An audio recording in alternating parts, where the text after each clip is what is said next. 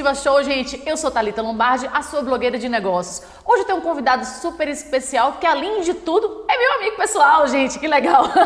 Então, eu vou contar pra vocês quem que é o Ricardo antes de começar a entrevista, beleza? Beleza.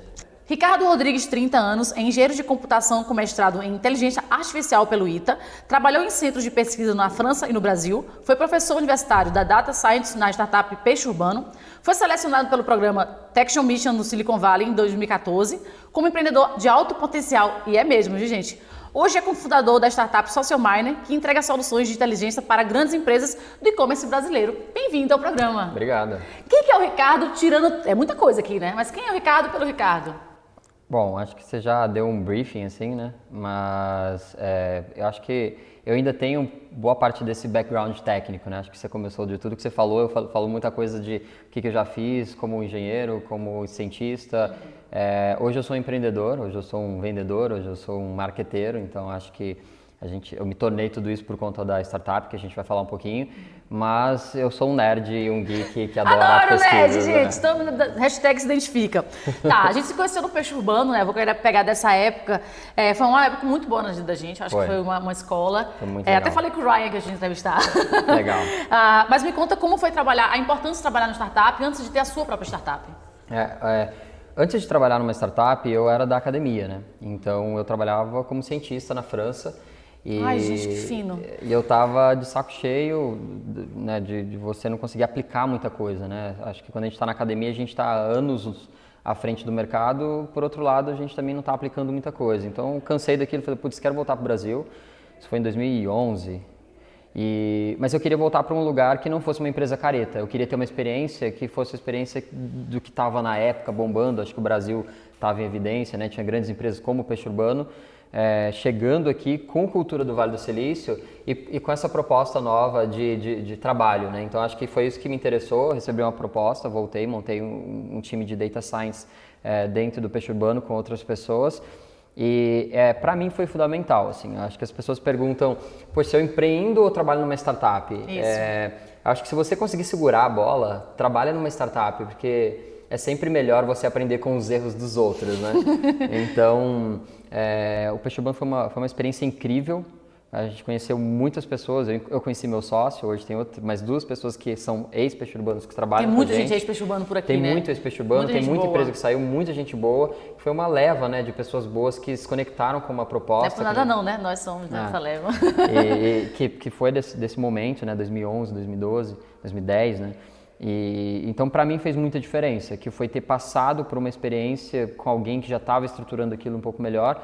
E hoje eu me vejo em muitas situações que eu vivi lá atrás e que eu acho que ajudam na hora de tomar decisões, ajudam na hora de não falhar, ajudam na hora de acertar e falar, putz, isso é uma coisa que deu certo.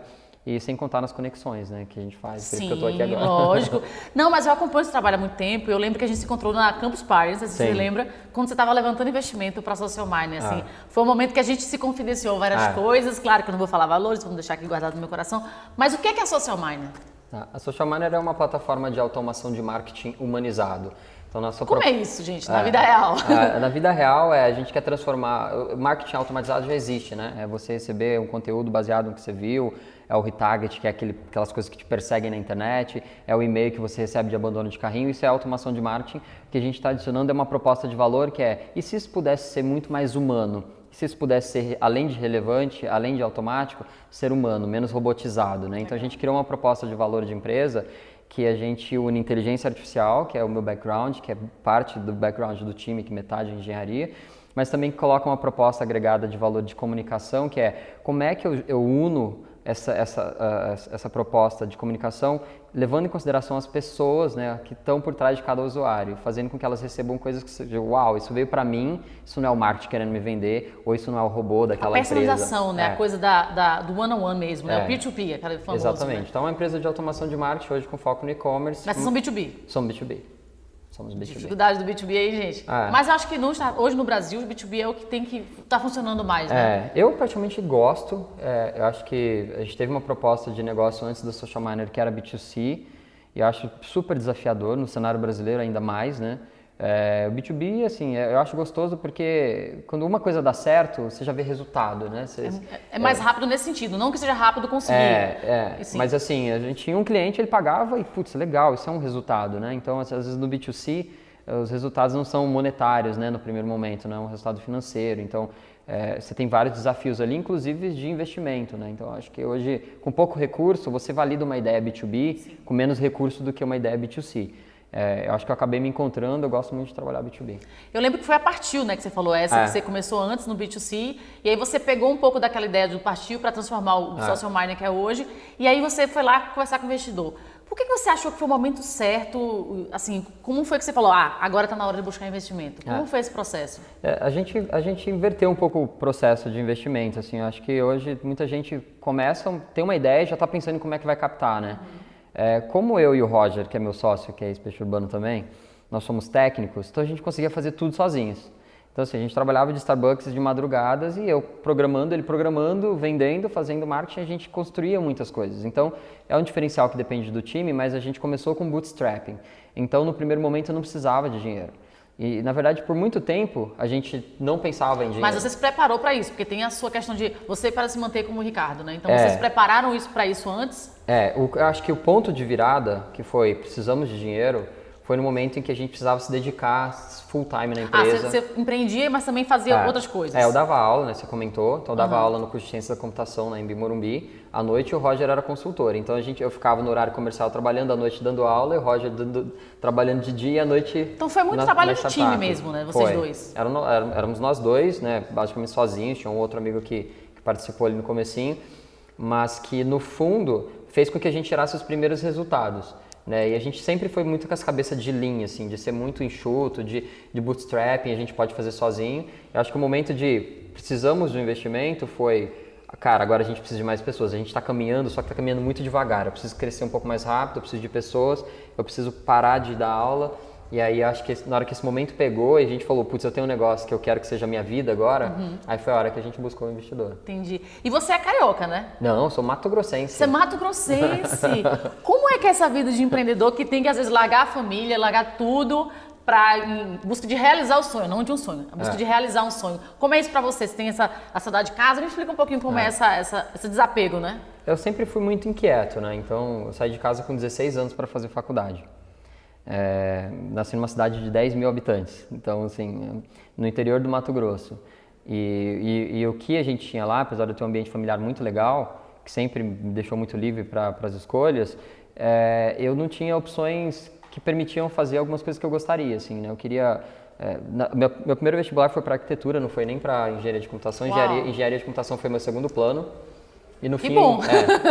E no fim eu acabei me identificando, achei que deu certo. E eu já me mudei nesse momento, então acho que foi uma transição, né? Então eu mudei para fazer faculdade, depois passei uma temporada nos Estados Unidos para fazer intercâmbio, depois fui fazer mestrado aqui, depois fui para a França, depois fui para o Rio e agora estou em São Paulo. Então já conseguiu cortar o cordão umbilical, né? Eu acho que mas eu sempre fui meio inquieto, assim, eu sempre fui acho que mais independente, assim, até olhando para os meus irmãos. Eu também, né, gente?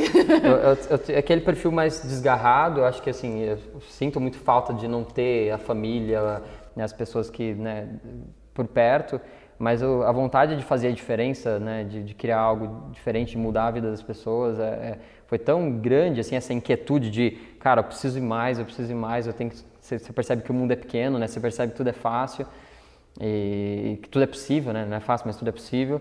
Então eu fui sempre me movimentando. Eu acho que dos últimos 10 anos esse é o momento que eu mais tô paradinho, assim. Faz 5 anos que eu tô em São Paulo. Né? Que se eu pegar nos anos anteriores, eu me mudei muito, viajei muito, tive muitas experiências que eu acho que fez me tornar quem eu sou hoje, assim, esse mix de experiências, de ter morado fora, de ter participado de academia, mas também de ter participado de empresa. Tem tudo a ver com o Social Miner, né? Que são as experiências, né? E aí, para fechar essa parte das perguntas, a gente para os próximos blocos, eu quero falar assim, você também é um explorador, né? Isso te ajuda para relaxar, gente que é empreendedor trabalha muito. Esse é o momento que você sai um pouco da vida da empresa, porque eu vejo que você faz trilha, você vai conhecer lugares em São Paulo. Gente, sigam ele no Instagram. É muito legal acompanhar. E aí, esse é o momento seu? Eu acho que as redes sociais, não sei o quanto ela reflete do que trabalho, porque eu posto relativamente pouco, assim, sobre a minha vida pessoal. Não, eu sei por causa da época do Peixe Urbano, né? Então já conheço você, sua história de antes. É verdade. Mas eu sou workaholic, então assim, eu trabalho muito e tenho muito tesão em trabalhar, assim, acordo segunda-feira e falo, caramba, tipo, semana vai, vamos, tem que fazer, tem que construir, durmo já pensando no que vai fazer amanhã e nas coisas que estão rolando. Então, para mim, é uma dificuldade me desconectar do trabalho.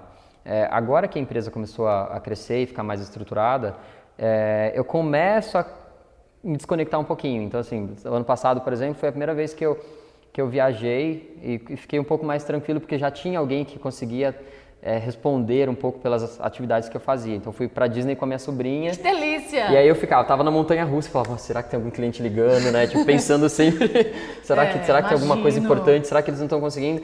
E o que você acaba descobrindo quando você começa a montar time é que esses momentos são muito importantes para o time. Então, assim, o feedback que eu tive de uma pessoa do time... Tirar um pouco a centralização do negócio, Com né? certeza, foi assim, cara, o momento que eu mais aprendi foi quando você estava na Disney. E foi um feedback que eu tive. Aí você vai voltar pra Disney agora, né? E aí você percebe que aquilo é necessário, né? Então, assim, eu acho que isso é positivo para esse momento que tá. Hoje eu começo a me desconectar um pouquinho mais. Eu tento ter uma relação ali entre vida pessoal e vida profissional, mas ainda sou muito workaholic. Mas eu vou te contar um segredo. Todo mundo que veio aqui no Executiva Show é workaholic. Todo mundo sentou nessa cadeira aqui, fala assim, Thalita, é difícil falar isso, difícil, porque é tanto amor pela empresa que a gente tem, que a gente nem se permite, às vezes, a ter essa vida pessoal, que também é importante até para os funcionários, né? Então não se preocupe, você não é o único que sentou aqui e falou isso. Eu acho que eu me preocupo até mais com eles do que comigo mesmo, assim.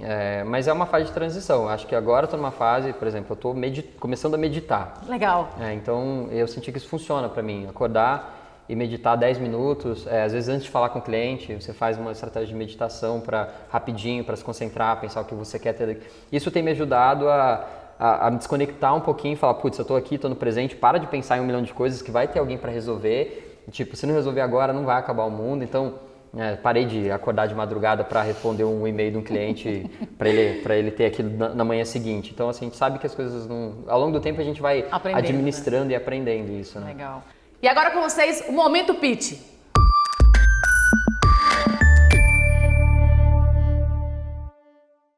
Agora no Momento Pitch, você vai criar um modelo de negócio com as seguintes palavras: rede social, amizade, ventania ao vento, circo e pedra.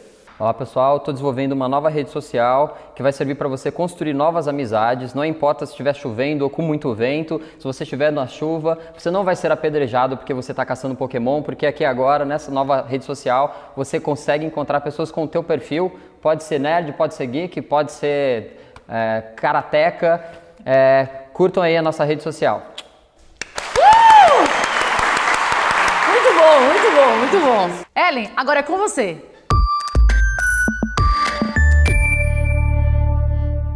Ricardo, e a pergunta vem da seguidora Lucimara, de Osasco. Ela quer saber, por que muitas pessoas, mesmo fazendo vários cursos e tendo vários conhecimentos, não atingem o sucesso que desejam?